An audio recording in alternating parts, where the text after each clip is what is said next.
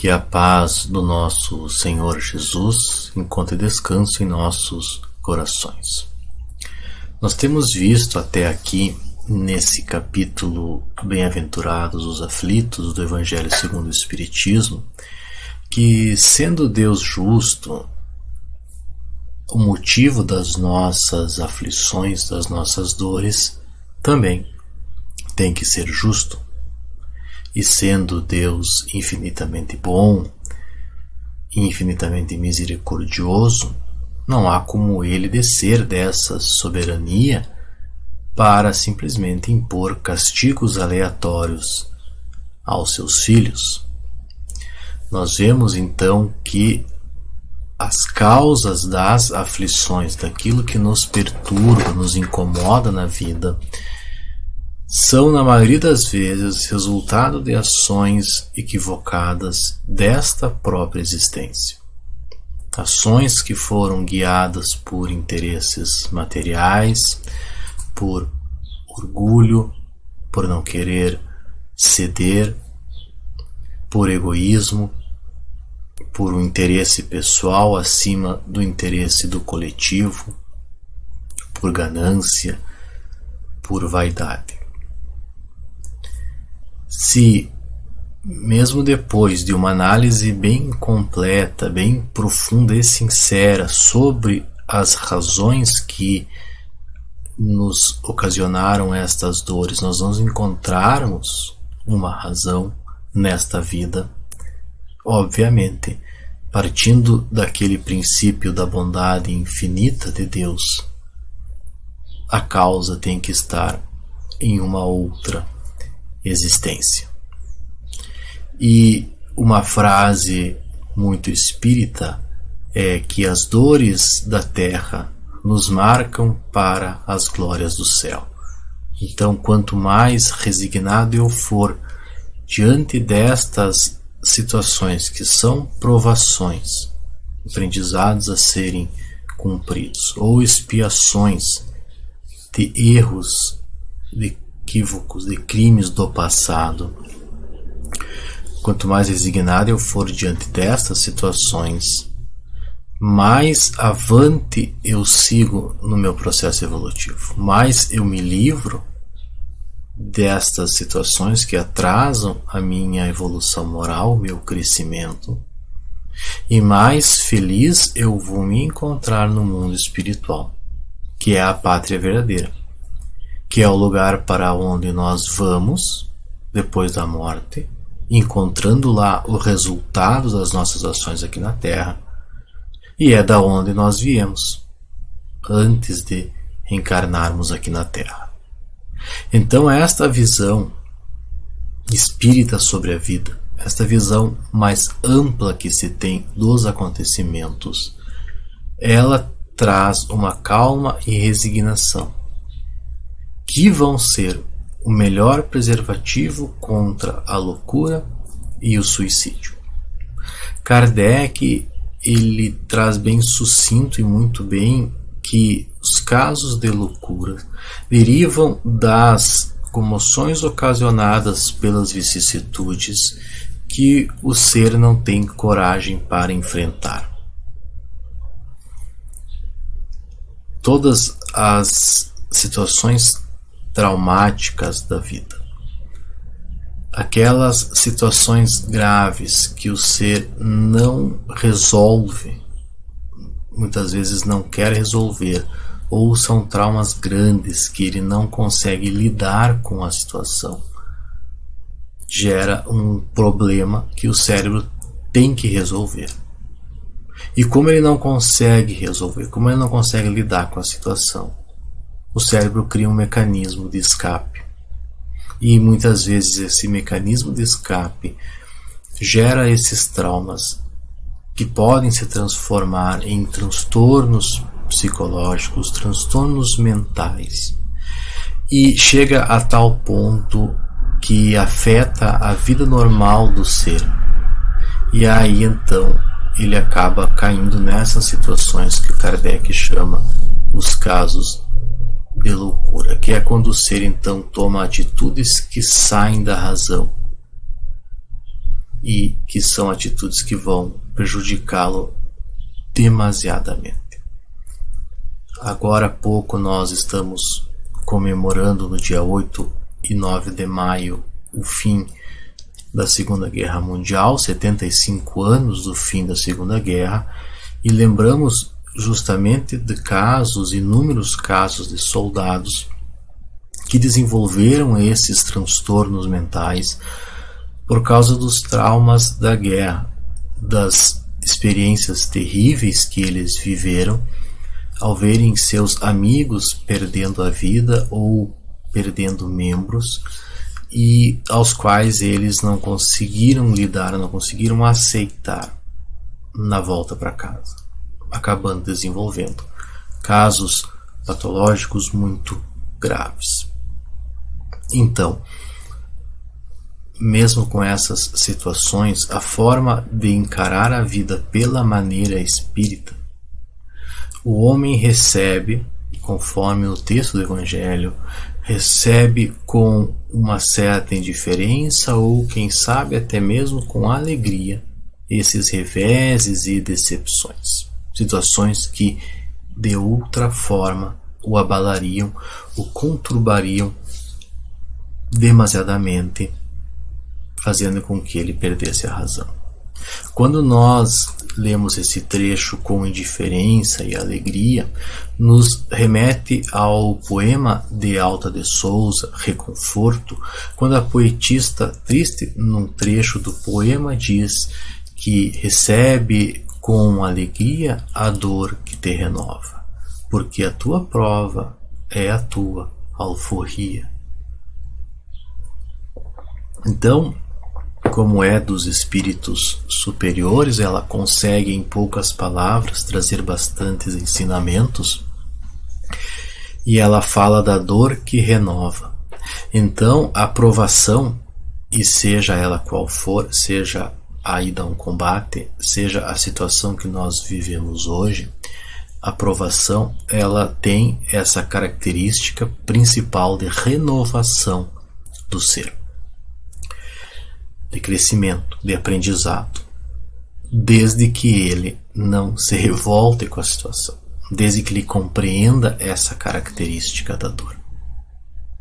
E ela usa a alforria. Então, o ser, ao não revoltar-se, ao não permitir conturbar-se com essas situações, ou seja, tendo essa visão ampla que o Espiritismo traz, ele liberta-se da escravidão de si mesmo, da escravidão de atitudes,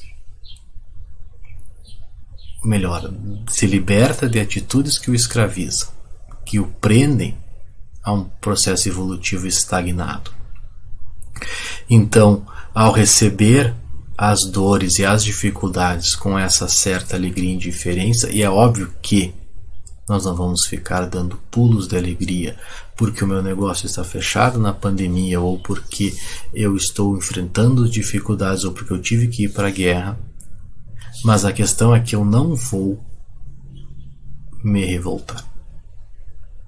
Eu vou olhar isso como uma oportunidade de renovação e de aprendizado, porque não é por acaso que nós estamos vivendo o que estamos vivendo. Não é acaso que cada um está passando pelas condições que está passando. Não é acaso que eu estou neste emprego, nesta família, nesta cidade, quando o mundo foi atingido por uma pandemia. São as provações que cada um deve aprender a superar, renovando-se, sem permitir que isso lhe tire a razão e a racionalidade. Da mesma forma, isso vai acontecer com o suicídio. Tirando os casos de um suicídio ocasionado por uma loucura, ou seja, por uma falta de realidade, por uma falta total de noção do que se está fazendo. Todos os outros casos, a maioria dos outros casos, melhor, são ocasionados por descontentamentos, tendo as suas particularidades. São dores grandes dores, que o ser acredita que nunca terão fim, que será para sempre. E aí então, não divisando saída, não tendo uma visão mais ampla da vida futura, o ser decide então essa infeliz decisão de escapar da vida. Se nós dissermos, porém, para essa pessoa que está sofrendo, que o sofrimento dela, por maior que seja, será somente por um dia e que depois ela estará livre, com certeza terá muito mais força, muito mais confiança, muito mais paciência para suportar este um dia de sofrimento. E provavelmente no fim do dia ficará mais alegre, mais feliz, porque está acabando o sofrimento. E o que é o tempo de uma vida, o tempo de uma encarnação, comparado com a imortalidade da alma, com os bilhões de anos que temos pela frente? Vale menos do que um dia. Então, no momento em que eu creio que meu sofrimento é eterno e não tem fim, fica mais difícil. Mas quando eu percebo que, se eu suportá-lo bem, no momento em que minha vida termina, no tempo normal eu estou livre dele, fica mais fácil eu suportá-lo. Então, essas ideias materialistas, essas ideias de incredulidade e dúvida, ou uma simples dúvida sobre o futuro, são sim situações que levam ao suicídio. É uma forma de pensar que pode conduzir mais facilmente o ser que sofre ao suicídio. Kardec traz no texto que isto ocasiona a covardia moral.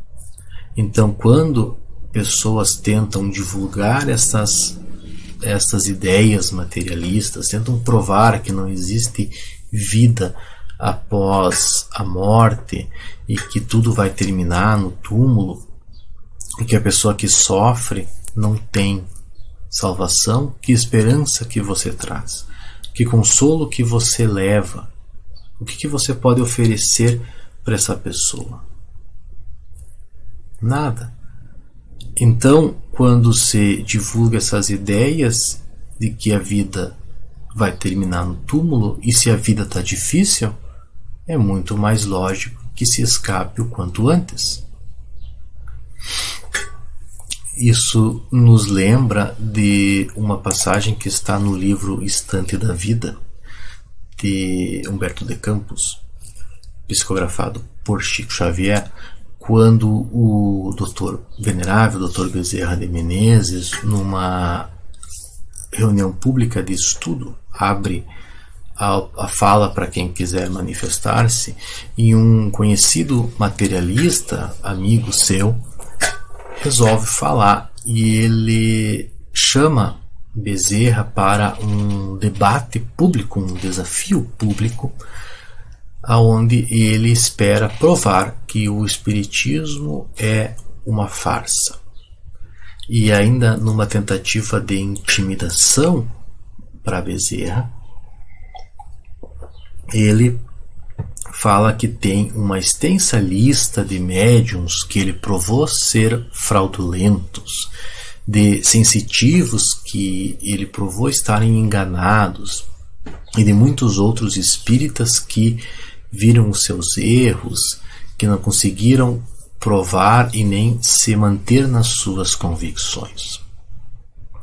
Bezerra então faz uns momentos de prece, e pegando um gancho nisso, muito importante essa recomendação de que nos momentos de dificuldade, ou antes de uma atitude importante que nós vamos realizar, retirar-se uns momentos de prece, um momento que seja um minuto, que sejam segundos, aonde eu tento conectar-me com os benfeitores espirituais, pedindo, sinceramente, humildemente, o auxílio deles para aquela situação que eu terei que lidar e que é importante e que é grave. Então, depois desses instantes, Bezerra diz assim, e queremos ser fiéis ao texto: aceitamos o desafio, mas tragam também ao debate aqueles que o materialismo tenha soerguido moralmente no mundo, os malfeitores que ele tenha regenerado para a dignidade humana, os infelizes aos quais haja devolvido o ânimo de viver, os doentes da alma que tenha arrebatado as fronteiras da loucura, as vítimas de tentações escabrosas que haja restituído a paz do coração, as mulheres infortunadas que terá arrancado ao desequilíbrio, os irmãos desditosos de quem a morte roubou os entes mais caros, a cujo sentimento congelado na dor terá estendido o calor da esperança, as viúvas e os órfãos, cujas energias terá escorado para não desfalecerem de saudades ante as cinzas do túmulo, os caluniados, aos quais terá ensinado o perdão das afrontas, os que foram prejudicados por atos de selvageria social, mascarados de legalidade, a quem haverá proporcionado sustentação para que ouvidem os ultrajes recebidos, os acusados injustamente, de cujo espírito rebelado terá subtraído o fel da revolta, substituindo pelo bálsamo da tolerância, os companheiros da humanidade que vieram do berço cegos ou mutilados, enfermos ou paralíticos, aos quais terá tranquilizado com princípios de justiça, para que aceitem pacificamente o quinhão de lágrimas que o mundo lhe reservou. Os pais incompreendidos, a quem deu força e compreensão para abençoarem os filhos ingratos e os filhos abandonados por aqueles mesmos que lhes deram a existência, aos quais auxiliou para continuarem honrando e amando os pais insensíveis que os atiraram em desprezo e desvalimento, os tristes que haja imunizado contra o suicídio, os que foram perseguidos sem causa aparente, cujo pranto terá enxugado nas longas noites de solidão e vigília, afastando-os da vingança e da criminalidade, os caídos de toda procedência, cujo martírio tem ofertado apoio para que se levante. Nesse ponto da fala, Bezerra faz uma pausa, limpa as lágrimas e diz: meu amigo, se vocês puderem trazer um só dos desaventurados do mundo, a quem o materialismo terá dado socorro moral para que se liberte das dificuldades do sofrimento, nós, os espíritas, aceitaremos o desafio.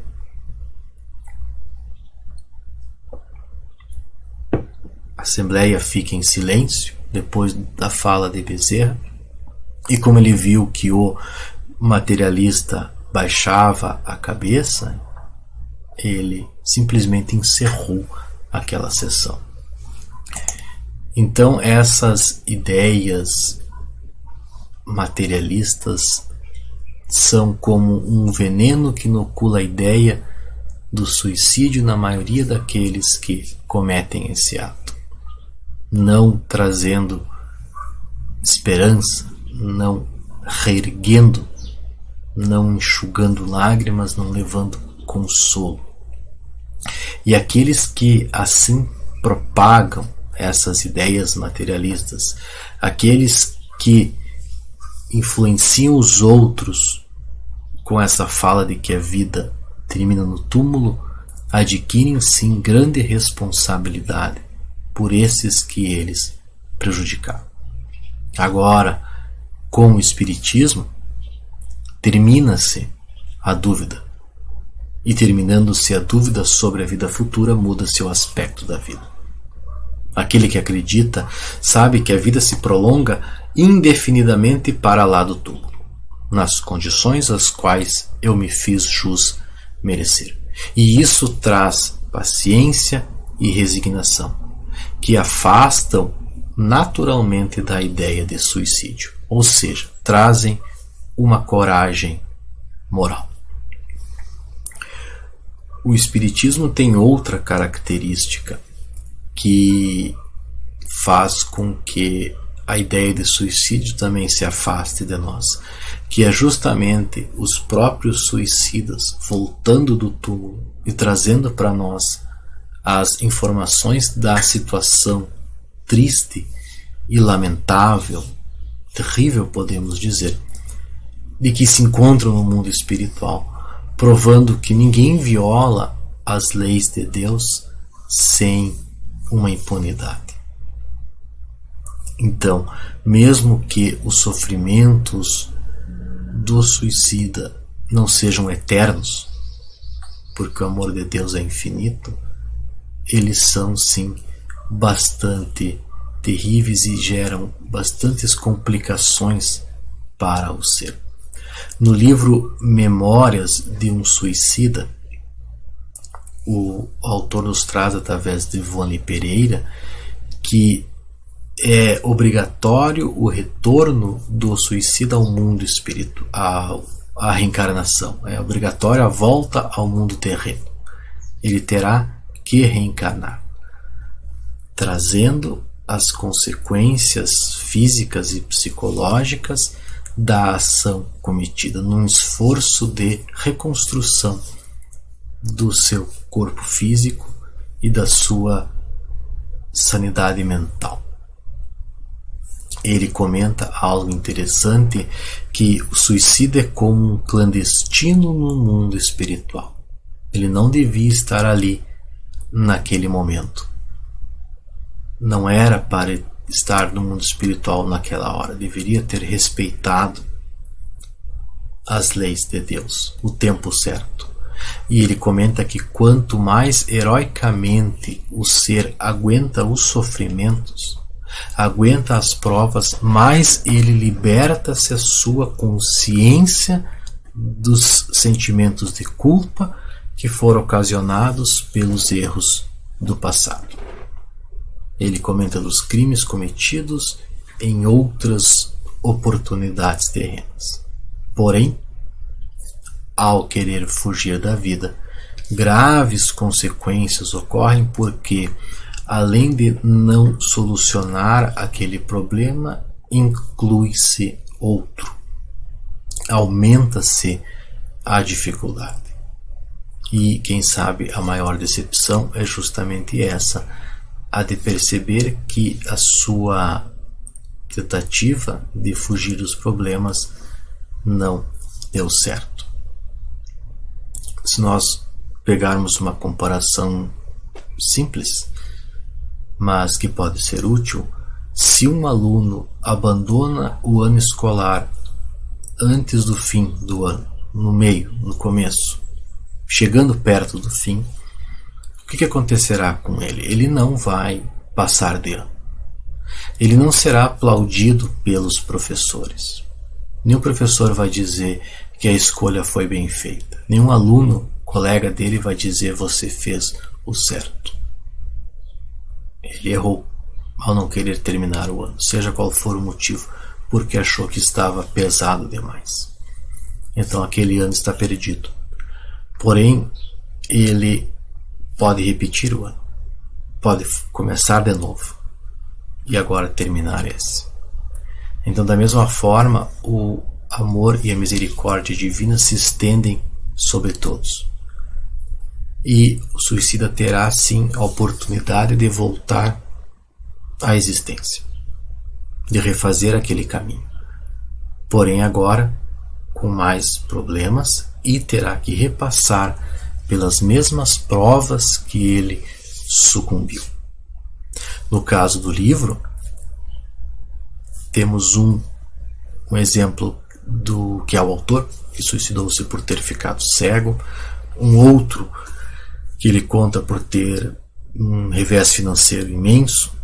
Então, voltam à existência com problemas físicos e na mesma ou em outra terão que passar pela mesma dificuldade. Ele ficará cego de novo, o outro terá reveses financeiros imensos de novo, porque era um aprendizado que deixou de ser feito. E outra ideia falsa também é de que a pessoa que tira a própria vida encontrará-se-á com aqueles que aqueles que já estão no mundo espiritual, aqueles que amam. Não é esse reencontro não ocorre, porque Deus não premia essa atitude, esse atentado contra a própria vida. Então, quando o Espiritismo nos traz essa outra visão, essa certeza da vida futura, e nós sabemos que seremos muito mais ditosos na vida verdadeira quanto mais nós tenhamos sido resignados aqui na Terra, muda o ponto de vista, muda a nossa disposição, nós nos tornamos mais fortes, temos mais coragem para seguir enfrentando as dificuldades e afastamos-nos de qualquer ideia de querer fugir da vida. Então nós percebemos que, de um lado, ideias materialistas, ideias que dizem que a vida termina com a morte, podem sim impulsionar o ser para um estado de loucura e de suicídio. Enquanto que, por outro lado, as ideias espíritas o afastam dessas ideias e salvam o ser desses problemas. Fatos que a experiência tem confirmado pelos próprios espíritos que nos trazem estas informações, que não estão só nas obras, mas em todo aquele trabalhador de reunião mediúnica que tem visto com os próprios olhos e ouvido com os seus ouvidos estas próprias afirmações. Então, que nós possamos aprimorar os nossos estudos espíritas, que nós possamos perceber a lógica que o Espiritismo traz deste amor de Deus e que por isso não há castigo. E aí, com essa ideia, com esta confirmação da vida futura, com essa certeza de que ao suportar as dificuldades aqui, eu serei feliz do outro lado e terei me libertado de problemas, libertado de dores e ficarei com a consciência mais tranquila, eu vou conseguir seguir a minha vida com mais paciência, com mais resignação. E aí, cada novo dia, cada vez que eu ver o sol brilhando, eu sei que brilha também a esperança de que eu posso fazer melhor, a esperança de que logo, no tempo certo, tudo isso terminará, as dores irão embora. Eu agradeço muito pela paciência, pela atenção dos irmãos e vamos encerrar com uma prece. Senhor Jesus, nós te agradecemos imensamente por mais esta oportunidade. Agradecemos por nos ter trazido a doutrina espírita que tanto nos auxilia e que nos ajuda nos momentos de embate, nas dificuldades e nas dores. Que as suas bênçãos possam se estender a todos os nossos irmãos, companheiros desta vida, a todos aqueles que sofrem, a todos aqueles que choram, para que se sintam consolados, para que se sintam animados diante dessas dificuldades. Que o amor divino possa chegar a todos os corações. Que assim seja.